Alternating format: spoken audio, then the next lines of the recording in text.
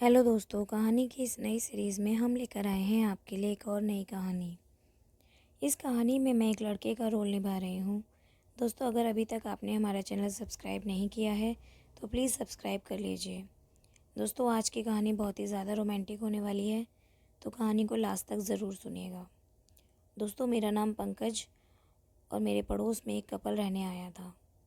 पड़ोसन दिखने में ठीक ठाक थी, लेकिन उसके भरे हुए शरीर के कारण वह और भी अच्छी लग रही थी। वह हमेशा मुझे ही देखती रहती थी।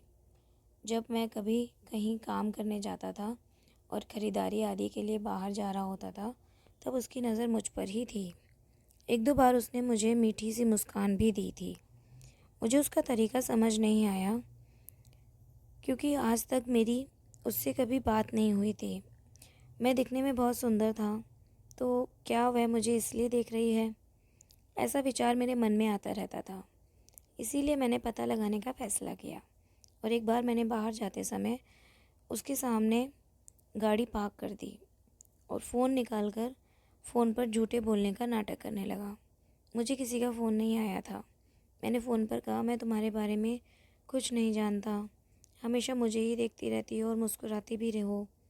तो वो नाजुक आवाज़ में बोली, तुम भी कुछ नहीं बोलते और मेरी तरफ ही देखते रहते हो। उसके बोलने के बाद मुझ में हिम्मत आ गई। मैंने उसकी तरफ देखा और कहा, क्या नाम है तुम्हारा? तो उसने धीरे से कहा, मोहिनी। और मैंने उसका मजाक उड़ाते हुए कहा, तुम्हारा नाम तो तुम्हारे नाम जैसा ही है। उसे कहा, मेरे जैसा मतलब? बाद में मैंने कहा, तुम्हारे जैसा मीठा नाम है। तो वो मुस्कुराई और बोली, मैं मीठी हूँ? मैंने उससे हाँ कहा और फिर चला गया।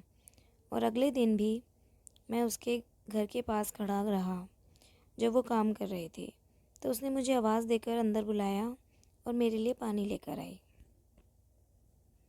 मैंने ज़्यादा समय बर्बाद ना करते हुए सीधे उससे कहा, तुम मुझे रोज़ क्यों देखती हो?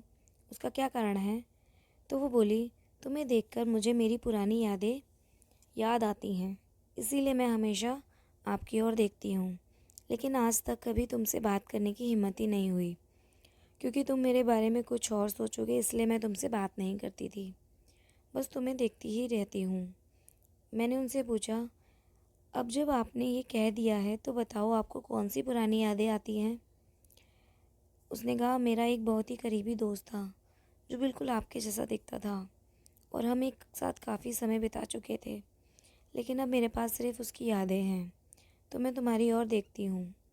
मैंने कहा, क्यों? उसने चुपचाप कहा, उसका निधन हो गया है। और उसका चेहरा अचानक उतर गया। फिर वह बोली, तो मैं उसे तुम में देख रही हूँ, लेकिन मैंने इस डर से कभी तुमसे बात नहीं की कि कोई मुझे कुछ कह देगा। उसके बाद मैं अपना काम पर चला गया, लेकिन उस दिन के बाद मेरी और उसकी रोज़ बात होने लगी। वह धीरे धीरे मुझे बहुत सी बातें बताने लगी, लेकिन फिर मैं उसके एक दोस्त की तरह बात कर रहा था और मेरे मन में उसके लिए दोस्ती से आगे कोई विचार नहीं था। घर के नज़दीक होने के कारण ये बातें मुझे ठीक नहीं लग रही थी। अगर कोई हमें देखेगा तो हमारे बारे में क्या सोचेगा? तो मैंने उससे एक बार कहा था कि मैं हर समय तुम्हारे साथ इस तरह बात नहीं कर सकता, कई लोग आसपास रहते हैं। तो उसने भी कहा, हाँ आप सही कह रहे हो, इसलिए मैं तुमसे बात करने से डरती हूँ। और उस दिन हमने एक दूसरे को अपने नंबर दिए। अब हम फ़ोन पर ही बात करने लगे। एक बार मैंने अपने पति के बारे में पूछा तो वो बोली, वो तो बस एक बिजनेसमैन है और उन्हें बहुत दूर दूर तक घूमना फिरना पड़ता है, इसीलिए वे उधर ही रहते हैं। तो मैंने मजाक में कहा, अच्छा, क्या इसीलिए आपको अपने दोस्त की याद आती है? तो वो मुस्कुराई और बोली, ऐसा कुछ नहीं है। मैंने भी हंसते हुए कहा, ये सही है, क्योंकि जब से पति दूर है तब से तुम्हें अपने दोस्त की याद ज़्यादा आती है ना? तो उसने मुझसे कहा, अब तुम समझ गए हो तो पूछ क्यों रहे हो? फिर मैंने मजाक में कहा, मुझसे कोई उम्मीद नहीं है क्या? तो पहले चुप थी और फिर बोली, अभी तो तुम्हारी और हमारी बातें शुरू हुई हैं। कुछ दिन बात करने के बाद ही आप दूर की सोचते रहते हो। उसकी बातों में कुछ जादू था, इसीलिए मुझे उससे बात करना हमेशा अच्छा लगता था और मैं उसकी ओर आकर्षित हो गया, क्योंकि उसकी बोली इतनी मधुर थी।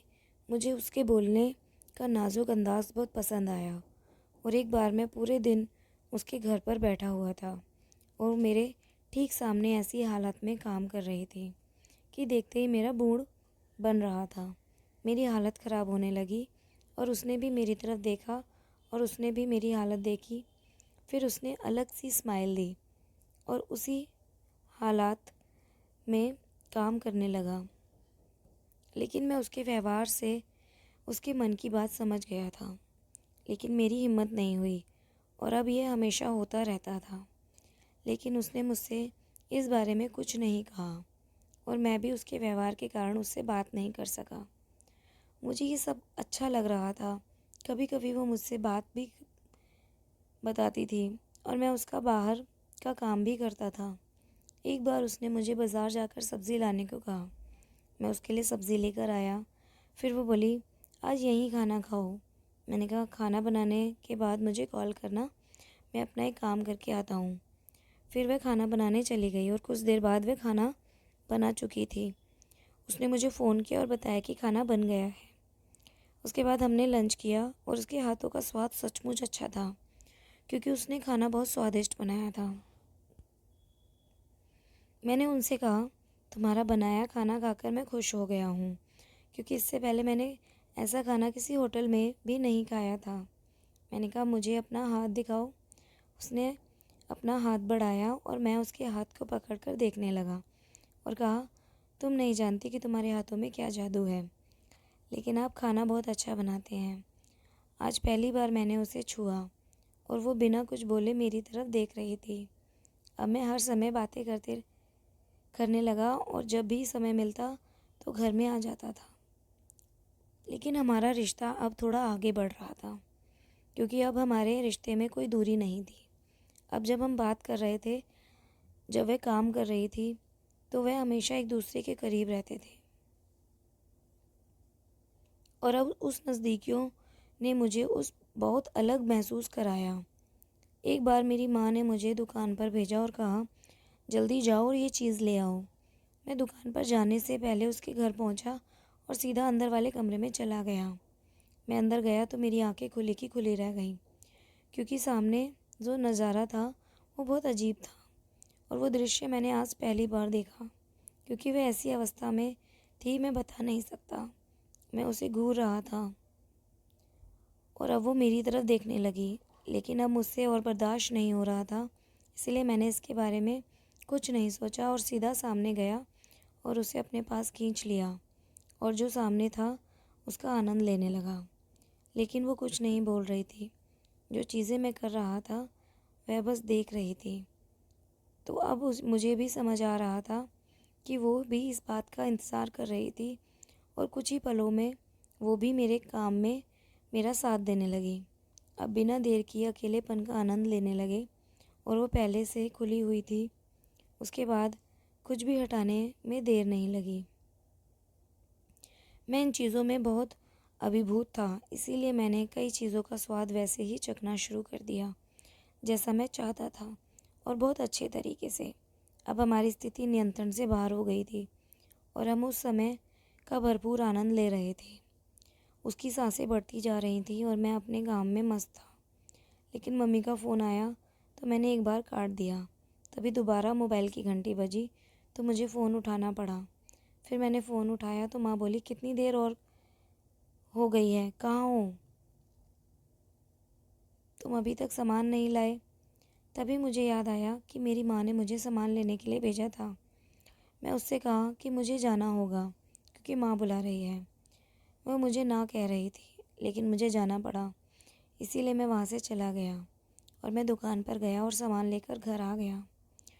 हमने पिछले कुछ दिनों में एक दूसरे को नहीं देखा था, बस फ़ोन पर बात शुरू थी। और फिर एक बार उसने मुझे कुछ लाने के लिए बुलाया और मैं उसके घर पहुँचा।